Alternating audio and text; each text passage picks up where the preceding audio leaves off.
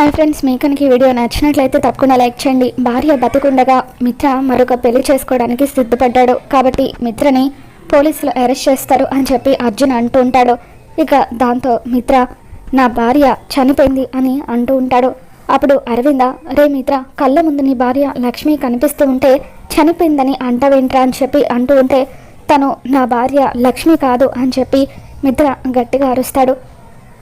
ఒకవేళ తను లక్ష్మి అయితే ఇన్ని రోజులుగా నన్ను మోసం చేస్తూ ఎందుకు సంయుక్తగా నా ఇంటికి వచ్చింది, ఎందుకు ఇలా నాటకాలు ఆడింది, తన బతుకంతా కూడా నాటకాలే అని చెప్పి మిత్ర అంటూ ఉంటాడు. ఒరే మిత్ర, ఇదంతా లక్ష్మి చేస్తుంది నీ గురించి అని నీకెలా చెప్పాలరా, నిజం చెప్తామంటే లక్ష్మి అడ్డుపడుతుంది అని చెప్పి జయదేవ్ మనసులో అనుకుంటూ ఉంటాడు. ఇక ఆ తర్వాత మిత్ర మొదటి నుండి ఈ లక్ష్మికి నాతో కాపురం చేసే ఉద్దేశమే లేదు, అందుకే విడాకులు కావాలని పట్టుబట్టింది. విడాకుల తర్వాత కడుపు నాటకం ఆడి మళ్ళీ ఇంట్లోకి చేరింది అని చెప్పి మిత్ర అంటూ ఉంటే, వదిన అవన్నీ చేసింది నిన్ను కాపాడుకోవడానికి అన్నయ్య అని చెప్పి వివేక్ కూడా అంటూ ఉంటాడు. ఇకప్పుడు మిత్ర తప్పు చేసిన ప్రతి ఒక్కడికి కూడా కారణాలు ఉంటాయి వివేక్ అని చెప్పి అంటూ ఉంటాడు. ఈ లక్ష్మి నా కంపెనీని రోడ్డుకి తీసుకొచ్చింది, నా జీవితాన్ని నాశనం చేసింది, అటువంటి లక్ష్మి నా జీవితంలో ఉండడానికి వీల్లేదు అని చెప్పి మిత్ర గట్టిగా అరుస్తాడు. అవును మిత్ర, నువ్వు చెప్పింది నిజమే, ఈ లక్ష్మికి మొదటి నుండి నాటకాలు ఆడడం అలవాటే. విడాకులు కావాలని అడిగిన తర్వాత మళ్ళీ నీ జీవితంలోకి ప్రవేశించింది, కడుపు నాటకం ఆడింది, ఆ తర్వాత మళ్ళీ మరొక పెళ్లి చేసుకోవడానికి సిద్ధపడింది అని చెప్పి మనీషా అంటూ ఉంటే అప్పుడు మిత్ర, అవును, తనకి నేనంటే ఇష్టం ఉంటే మరొక పెళ్లి చేసుకోవడానికి ఎలా సిద్ధపడుతుంది అని చెప్పి మిత్ర కూడా అంటూ ఉంటాడు. అప్పుడు జయదేవ్, ఒరే మిత్ర, లక్ష్మి చేత ఆ నాటకం ఆడించింది నేనే అని చెప్పి అంటూ ఉంటాడు. అవును బావగారు, ఇదంతా మామయ్య ఆడించిన నాటకం, అక్క మీద మీకున్న ప్రేమను బయట పెట్టించడం కోసమే మామయ్య గారు ఈ నాటకం ఆడారు, దయచేసి మా అక్కని అపార్థం చేసుకోకండి అని చెప్పి జాను అంటూ ఉంటుంది.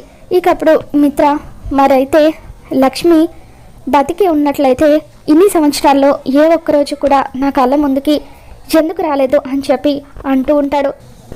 లక్ష్మికి అదంతా ఉంటే హ్యాపీగా అర్జున్ ఇంట్లో ఎందుకు సెటిల్ అవుతుంది మిత్ర, అర్జున్ని ప్రత్యర్థని తెలిసి కూడా కావాలని జేమ్ మరి ప్రాజెక్ట్ అర్జున్కి వెళ్ళేలాగా చేసింది అని చెప్పి మనీషా అంటూ ఉంటుంది.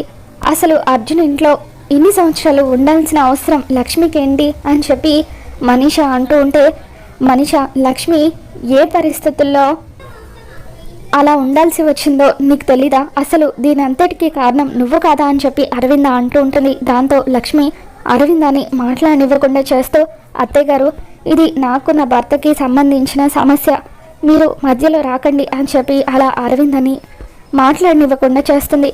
ఇక మనీషా అరవింద తన గురించి ఎక్కడ నిజం బయట పెట్టేస్తుందేమోనని చెప్పి టెన్షన్ పడిపోతూ ఉంటే ఇక అప్పుడు దేవి అని, మిత్ర, ఈ లక్ష్మిని ఎట్టి పరిస్థితుల్లోనూ నమ్మొద్దు, ఈ లక్ష్మి ఆ పెద్దయిన జేఎంఆర్ని మోసం చేసి ఆయన కూతురు సంయుక్తలాగా నటిస్తూ వాళ్ళ కంపెనీకి చెందిన టెండర్ని అర్జున్కి బదిలీ చేసింది.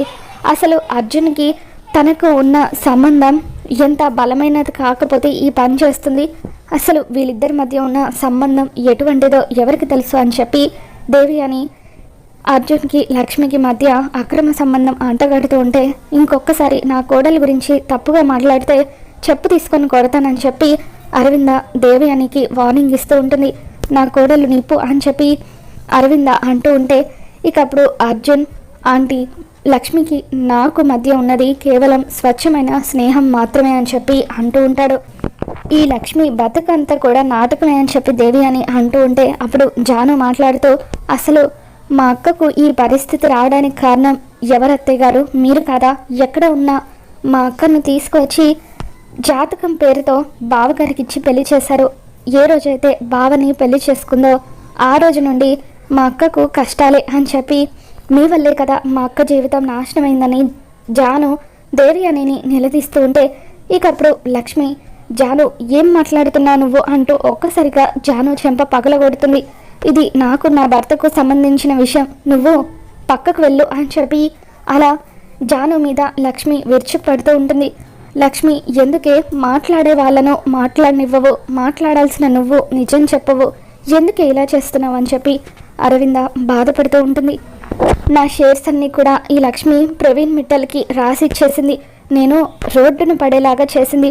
అటువంటి ఈ లక్ష్మి నాకొద్దు, అసలు ఈ లక్ష్మి ముఖం నేను జీవితంలో చూడాలనుకోవడం లేదు అని చెప్పి మిత్ర అంటూ ఉంటాడు.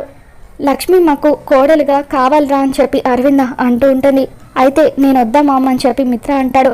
నువ్వు వద్దని మేము అనుకోవడం లేదు కదరా అని చెప్పి అరవింద అంటూ ఉంటుంది. సరే మామ్, మీరు కోరుకున్నట్టే లక్ష్మి మన ఇంట్లో ఉంటుంది, కానీ కేవలం మీ కోడలుగా మాత్రమే ఉంటుంది, నా భార్యగా కాదు. మీరు విడాకులు తీసుకోవాలని అంటున్నారు కదా, చట్టరీత్యా విడాకులు తీసుకున్న తర్వాతే నేను మనీషాని పెళ్లి చేసుకుంటాను అని చెప్పి మిత్ర తన నిర్ణయాన్ని చెప్పేసి అక్కడి నుండి వెళ్ళిపోతూ ఉంటాడు. ఇక మిత్ర గదిలోకి వెళ్ళిన తర్వాత లక్ష్మి తనకి బాసికం కట్టిన విషయాన్ని గుర్తు చేసుకొని కోపంగా ఆ బాసికం తీసి విసిరి కొడతాడు. ఇక ఆ బాసికం వెళ్ళి అక్కడే ఉన్న ఒక లాఫింగ్ బుద్ధ మీద పడిపోతుంది.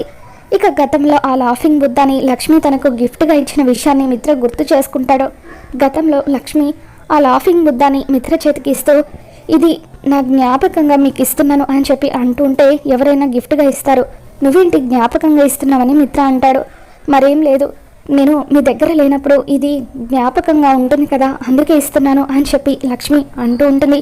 చూడండి, మీకు ఎప్పుడు కోపం వచ్చినా సరే ఈ లాఫింగ్ బుద్ధాని ఒక 5 నిమిషాలు చూడండి, మీ కోపం అంతా కూడా కరిగిపోతుంది అని చెప్పి లక్ష్మి గతంలో మిత్రకి చెప్పిన విషయాన్ని మిత్ర గుర్తు చేసుకుంటాడు. ఇక ఇంతలో మనీషా దేవి అని ఇద్దరు కూడా డోర్ కొడుతూ ఉంటారు. మిత్ర, నువ్వు ఒక్కసారి బయటకు రా, నేను నిన్ను చూడాలి అని మనీషా అంటూ ఉంటే లీవ్ మీ అలోన్ అని చెప్పి మిత్ర గట్టిగా అరుస్తాడు. కొంచెం ఉంటే మిత్ర బయటకు వచ్చి కొట్టేలాగా ఉన్నాడు. రా మనీషా అంటూ దేవి అని మనీషాని పక్కకు తీసుకెళ్ళిపోతుంది. ఆంటీ, ఎన్నిసార్లు నేను ఫూల్ నవ్వాలి, ప్రతిసారి కూడా నా పెళ్ళి పీటల వరకు వచ్చి ఆగిపోతుంది, ఈసారి కూడా నా పెళ్ళి ఆగిపోవడానికి ఆ లక్ష్మి కారణమైంది అని చెప్పి ఎందుకు నాకే ఇలా జరుగుతుంది, అసలు నా జాతకంలో మిత్రకు నాకు పెళ్లి జరగాలని రాసి పెట్టలేదేమో అని చెప్పి అంటూ ఉంటే థింక్ పాజిటివ్ మనీషా, ఎందుకు అలా అనుకుంటున్నావు, ఆ లక్ష్మికే మిత్రతో బతకాలని రాసి పెట్టలేదేమో, అందుకే ఇన్నిసార్లు కూడా లక్ష్మి మిత్ర జీవితంలోకి వచ్చి వెళ్తూ ఉందేమో అని చెప్పి దేవి అని అంటూ ఉంటుంది. ఇప్పుడు మనం ఏం చేయాలండి, ఏం మిగిలింది, ఆ లక్ష్మి బతికే ఉందని తెలిసిపోయింది, అలాగే జున్నుగాడు లక్ష్మీ మిత్రాల కొడుకని తెలిసిపోయింది. ఇంకా ఇన్ని నిజాలు బయటపడిన తర్వాత ఇంకా నేను మిత్రని ఎలా పెళ్లి చేసుకోగలుగుతాను అని చెప్పి మనీషా అంటూ ఉంటే నువ్వు అసలైన అస్త్రాన్ని మర్చిపోతున్నావు మనీషా, లక్ష్మి కన్న కూతురే కదా, ఆ విషయం ఇంకా లక్ష్మికి తెలియదు కదా అని చెప్పి దేవి అని అంటూ ఉంటే ఆ నిజం తెలిసినంత మాత్రాన మనం ఏం చేయగలుగుతాం ఆంటీ అని చెప్పి మనీషా అంటూ ఉంటుంది. పైగా ఆ రోజు లక్ష్మికి కవలలు పుట్టారని హాస్పిటల్లో ఉన్న నర్సు కూడా మనకి చెప్పింది కదా అని అలా మనీషా అంటూ ఉంటే ఇకప్పుడు దేవి అని మన దగ్గర అసలైన అస్త్రం ఒకటి ఉంది మనీషా, అదేంటంటే జున్నుగాడు లక్ష్మికి అర్జున్కి పుట్టిన కొడుకని మనం నమ్మించాలి అని అంటూ ఉంటే లక్ష్మి నిప్ప అంటే ప్రాణం పైన తను తప్పు చేయదు, అటువంటిది ఆ జున్నుగాడు లక్ష్మి అర్జున్ల కొడుకని మనం ఎలా నమ్మించగలుగుతామని చెప్పి మనీషా అంటూ ఉంటుంది. ఇక అప్పుడు దేవి అని చూడు మనీషా, నువ్వు అసలైన విలన్ లాగా ప్రవర్తించడం లేదు, ఒక్కసారి ఆలోచించు, లక్ష్మి తప్పు చేయదన్న విషయం మనకు కూడా తెలుసు, కానీ మిత్ర జున్నుగాడు అర్జున్ లక్ష్మిల కొడుకని నమ్మేటట్టు మనం రుజువు చేయాలి, అప్పుడు మిత్ర లక్ష్మిని పూర్తిగా అసహించుకుంటాడు, లక్ష్మిని శాశ్వతంగా దూరం పెట్టి అప్పుడు నీకు దగ్గర అవుతాడు అని చెప్పి అలా దేవి అని సలహా ఇస్తూ ఉంటుంది. మరి రాబోతున్న ఎపిసోడ్లో ఏం జరగబోతుందో మళ్ళీ మన ఛానల్ తెలుసుకుందాం. మీకు కనుక ఈ వీడియో నచ్చినట్లయితే తప్పకుండా లైక్ చేయండి. Thanks for watching.